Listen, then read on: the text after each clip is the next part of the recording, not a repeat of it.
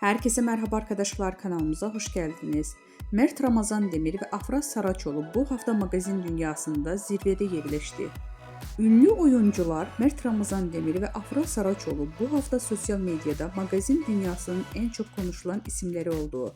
Peki ikilinin bu kadar popüler kılan ne? İşte detaylar. Bu hafta ünlü oyuncu Mert Ramazan Demir, Afra Saraçoğlu sosyal medyada en çok konuşulan, tartışılan isimler arasında zirvede yerleşti.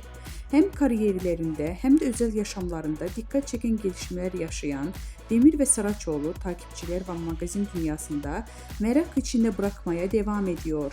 Mert Ramazan Demir son dönemdeki projeleriyle adından sıkça söz ettiriyor. Genç oyuncu son olarak bir dizi projesinde başrollerini oynayarak büyük bir çıkış yakaladı. Hakkında çıkan dedikodular ve özel hayatına dair sorular ise Demir'in sosyal medyada yoğun bir şekilde konuşulmasına neden oldu. Öyle ki Demir'in hem sahnede performansı hem de gizemli özel hayatı hayranları tarafından büyük bir ilgiyle takip ediliyor.